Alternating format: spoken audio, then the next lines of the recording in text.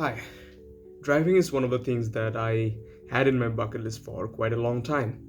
And recently, I have got the privilege to learn it from a driving school.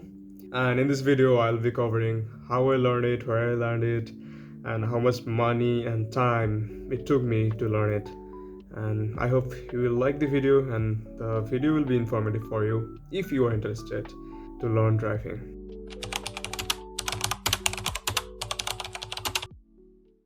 Hello good morning. আমি যাচ্ছি মোহাম্মদপুর কৃষি মার্কেটের দিকে। Recently আমি ড্রাইভিং স্কুলে ভর্তি হয়েছি। আমি সাইকেল আর বাইক চালাতে পারি, বাট কারটা পারি না।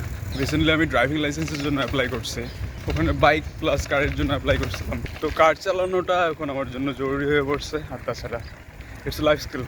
আমি জানি না কোনো দিন কার কিনবো কিনা, অথবা সামর্থ্য হবে কিনা, বাট শিখে রাখা ভালো।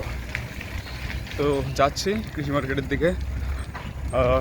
কালকে আমি ভর্তি হয়েছিলাম, কালকে হালকা একটু চালাতে পারছি, সন্ধ্যায় জ্যামের জন্য ঠিকমতো চালাতে পারিনি, বাট আজকে মোটামুটি চালাবো ভালোই।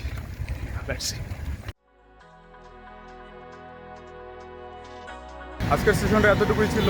যখন গাড়ি চালাচ্ছিলাম তখন আর কি অনেক ইনস্ট্রাকশনের উপর ছিলাম, ইনস্ট্রাক্টর অনেক কথা বলতেছিল, আর মোটামুটি ঝাড়িও খাইছি। আমি ঠিকমতো করতে পারতেছিলাম না, কারণ আমি নিউ, আজকে আমার সেকেন্ড ডে। ওনাকে আমি বলতেও পারিনি যে হচ্ছে স্যার একটা ভিডিও করে দেন। তো আজকে কোনো ভিডিও নেই। আশা করি হোপফুলি যেদিন আমি কনফিডেন্ট হবো, I will just tell him to record a video of me.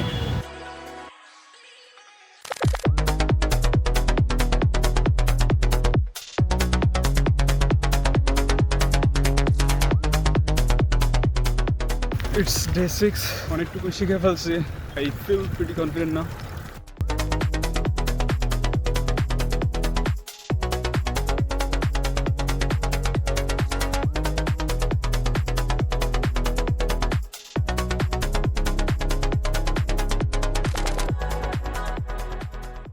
তো আমি ড্রাইভিংটা শিখি ঢাকা ড্রাইভিং স্কুল নামে একটা ড্রাইভিং স্কুলে।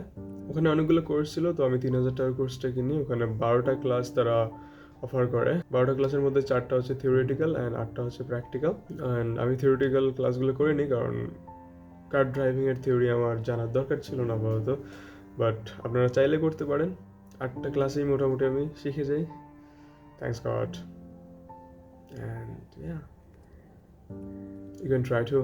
আর সবচেয়ে বড় কথা, আপনারা যদি কোনো ড্রাইভিং স্কুলে যান, ফার্স্ট মেক শিওর যে আপনার ইনস্ট্রাক্টরটা যেন ভালো হয়। লাইক ওখানে আমি কিছু ইনস্ট্রাক্টর পাইছিলাম যারা কথায় কথায় ঝাড়ি দিচ্ছিল। So this mite create a problem. তো পরবর্তীতে যিনি আমার ইনস্ট্রাক্টর ছিলেন অনেক ফ্রেন্ডলি ছিলেন, তো আমার শিখতে তেমন কোনো সমস্যা হয়নি। বাট জাস্ট ইমাজিন যে আপনি প্রথম কারের স্টিয়ারিং হাতে নিয়েছেন, আপনি এদিকে ঘোরাচ্ছেন, এই আপনি ঘোরাচ্ছেন কেন, এইদিকে এইদিকে, এই ব্রেক করেন, এই ধরনের যদি কেউ ইনস্ট্রাকশন দেয়, তো ওইভাবে আর কি শেখা হয় না। তো make sure the instructor is good. So best of luck.